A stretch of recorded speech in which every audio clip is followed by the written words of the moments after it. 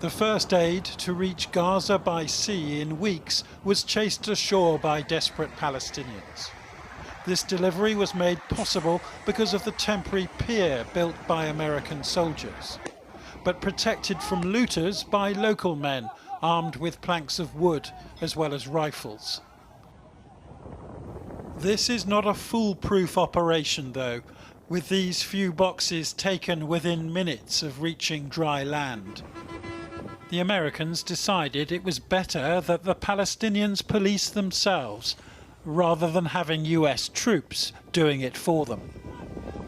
And there's a terrible irony to this lifeline's very existence, with America helping those suffering from over 7 months of bombardment by American-made weapons.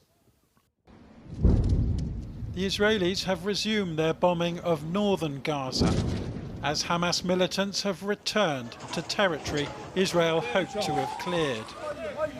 Dozens were killed or wounded here in Jabaliya. This woman was trapped under concrete rubble, but miraculously she's still breathing.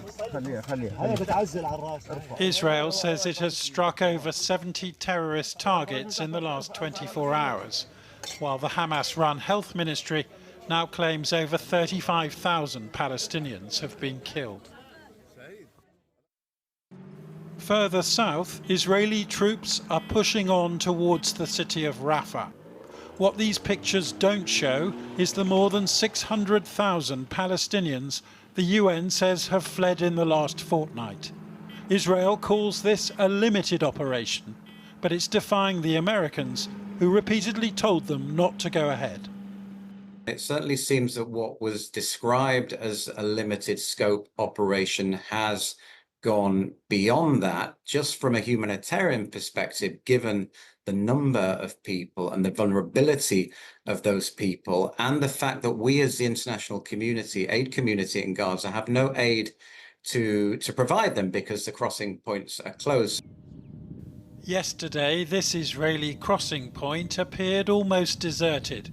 The UN says a fraction of what is needed has been allowed to enter, and that its warning of impending famine is still in place. Which is why these deliveries by ship are so vital, even if they're also a mark of the international community's failure to persuade Israel to change course. Jonathan Rugman, and the father of the German-Israeli Shani Luke, says laying her to rest will be a gift, a day after Israeli forces recovered her body from Gaza. The 23-year-old was at the Nova Musical Festival with friends on October the 7th when Hamas attacked.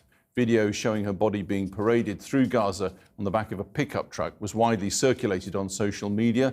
The bodies of 2 other Israelis who were also killed at the festival were retrieved along with hers. From our own experience, and we lost our daughter in this massacre that happened here, and nobody should live through this, and no civilian should die in this way. There is no resistance that can justify what happened here. And yesterday we got all the answers and we closed this loop. And here, tens of thousands of people have rallied in London to mark the Nakba, or catastrophe, the mass displacement of Palestinians during the 1948 Arab-Israeli War.